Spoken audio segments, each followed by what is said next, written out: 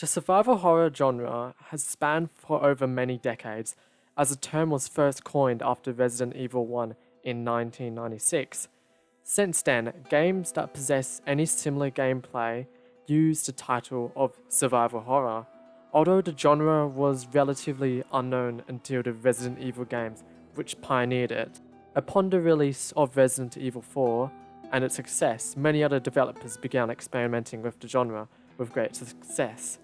Games such as Dead Space and Left 4 Dead grew its player base and popularity quickly, while some other titles such as Amnesia, Dark Descent, and Last of Us received critical acclaim as the genre of survival horror grew even more. There are a lot of countless examples within the last 10 years, with The Evil Within, Alien Isolation, and Resident Evil 2 Remake. Although the genre has become slightly stale within the recent times, but that was until Subnautica got my attention.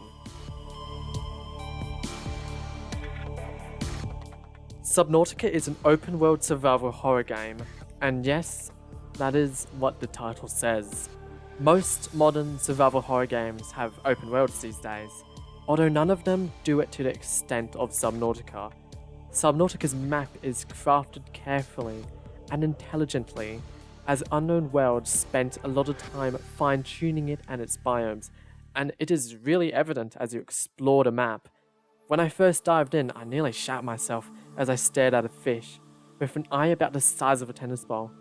The biome you're introduced to is the perfect grounds to start for newer and more inexperienced players, so they can achieve some solid progression and don't get slaughtered by the larger fish that lurk in the sea. During this time in the shallows, you'll begin to understand the mechanics as you are introduced to a tutorial, but after that, you're basically stuck in the ocean alone, and this is immediately replicant of Tom Hanks in Cast Away. You'll slowly become insane except for those few audio logs which you listen to, which further prove you are alone. Luckily for me, I had somebody to talk to while I was playing the game, which ruined the immersion, so I definitely do not recommend having a friend next to you while playing. Subnautica's gameplay is rather generic if I'm honest. There are many games that function the same way as Subnautica does, although the game does make strides to be different from the competition. I found it to be like Alien Isolation, where equipment isn't used to kill with the exclusion of the knife. Subnautica's arsenal is mostly traversal equipment, with the scanner, laser cut and repair tool doing the jobs the name suggests. Due to this game design, the game leaves you running from dangers rather than fighting your fears head on. For newer and more inexperienced players who haven't learnt the world/map, exploration without a map is easily the best way to play the game, as the player has to learn the safe locations and the dangerous locations themselves, and trust me, do yourself a favour and don't go online and find an interactive map. Subnautica, and more specifically Unknown Worlds, understand a player doesn't need to get spoon-fed every single task, as it instead tells a player where to go but leaves them to find the directions. Some people may call this bad game design, but it really is just player freedom. This is the exact same thing Nakey Jakey pointed out, where Rockstar's modern game design limits player freedom and forces them to do a set task in a set method that was fed to them. If the player attempts anything unique, it's a fail in Rockstar's eyes. This is why player freedom is easily one of the stronger aspects in Subnautica. The idea of Subnautica's world is easy. The further you get from your shallows, the more dangerous it gets, and this applies to going deeper. This creates a great progressive loop where you're required to face the deadly creatures to go deeper, where you may find some more useful items, so you can keep the progression to go further and deeper until you complete the game. The only major issue I found with it was the amount of times I spent farming. The farming mechanic is vital to the game, but at times I'd be taking ages just to find a bit of copper, only to use it all quickly and require to find even more copper. Also, enamel glass was a pain in the ass. I'd give metal scraps to the stalkers, and when they dropped their teeth, it would just glitch through the ground. That is my only major bug concern I found, where things would just drop through the ground, or you just fly right through the ground, and your prawn suit would drop forever as you stay inside it. I managed to lose 5 hours of progress due to my stupidity for not saving, as it bugged. This is why an autosave would be quite handy. I do like how it allows you to manual save, but maybe just add autosaves because it was painful to redo all 5 hours of my time. But that was just a minor nuisance. The gameplay is more or less self-explanatory. If you have played enough open world survival horror or just Minecraft, have your picks, you will basically know what to do. Overall, I'd give the gameplay a solid 8 out of 10. Easily one of Subnautica's selling points is its use of horror/terror.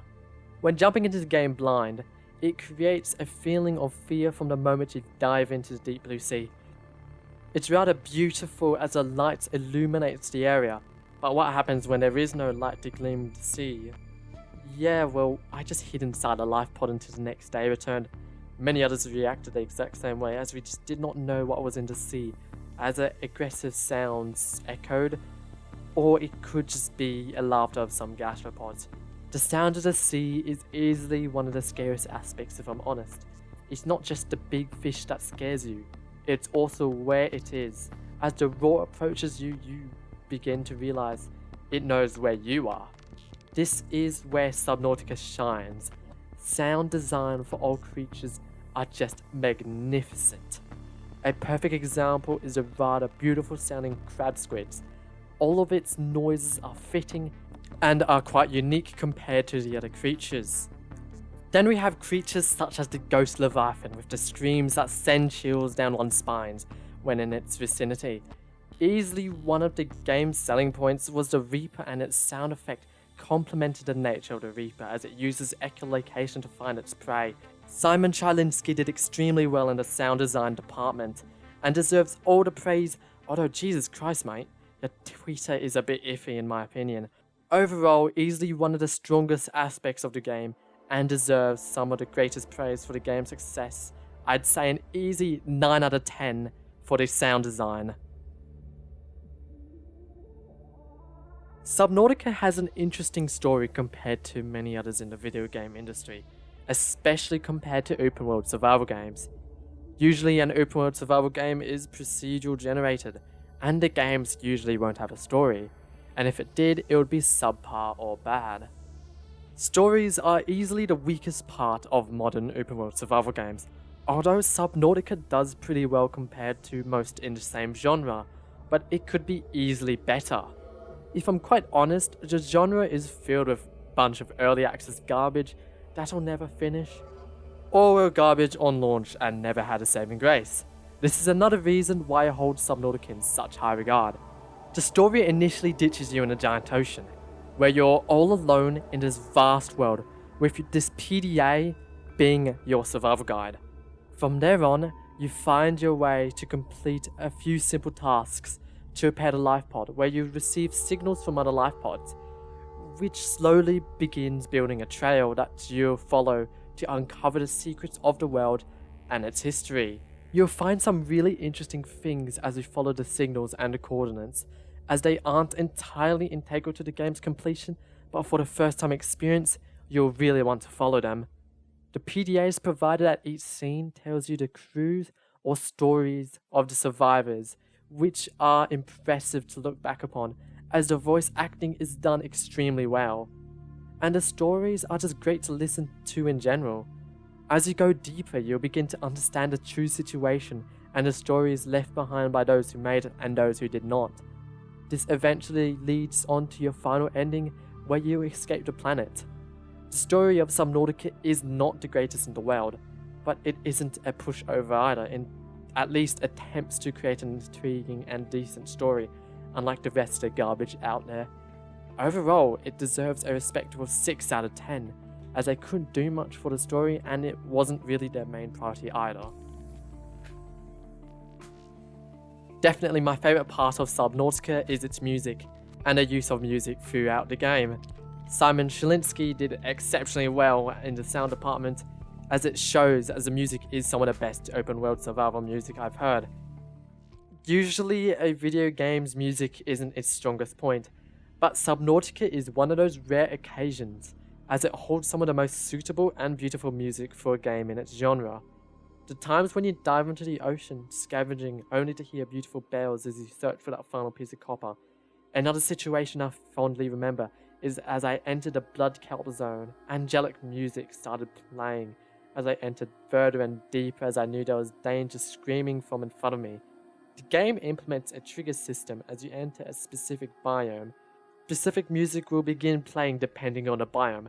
This is what makes some songs rather stale after listening to them dozens of times, but when you enter a biome in some deep and deadly place, the music suits it perfectly as you just explore and try not to get frightened by the shadows passing by. Although one of Subnautica's greatest strengths is when there's no music playing, it adds more paranoia for the player as you generally hear a song which at times calms you down. But nothing is scarier than being alone in Reaper territory with no music as the creatures start screaming and charging at you.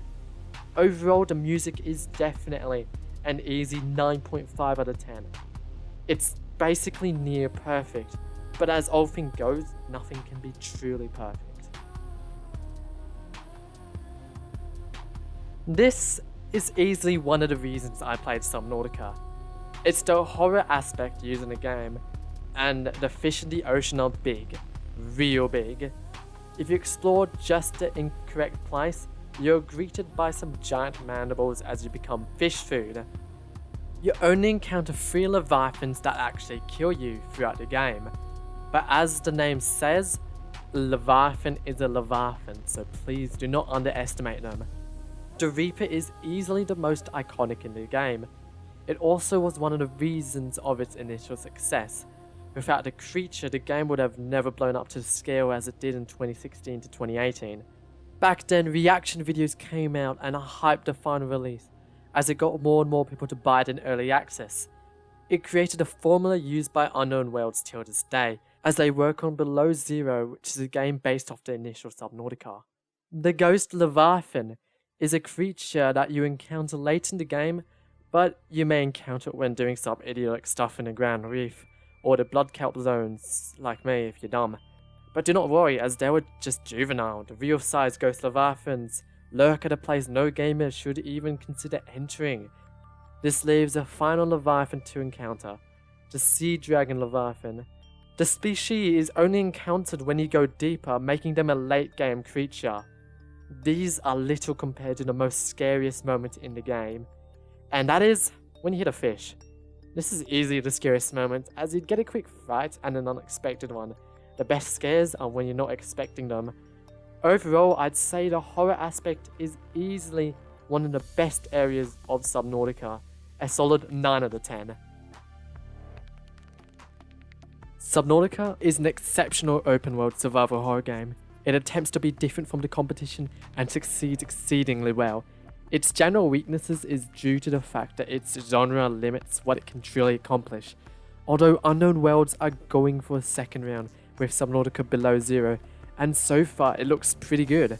Subnautica's sound design and music are among gaming's best, and it has some solid gameplay which I can easily get behind. Although, I don't really see how Unknown Worlds are going to beat the 3 original Leviathans from Subnautica, but it'll be interesting. Like, Ice Leviathan already interests me, and I hope Unknown World succeeds in their endeavour to continue the game series. The final score for the game is 8.3 out of 10. It's actually really good, but personally I actually feel it's a 9.5 out of 10, but my average score kind of fucked it up. If you haven't, but do buy the game, as you won't regret it, and keep a good eye on Below Zero as it's shaping up to be something special.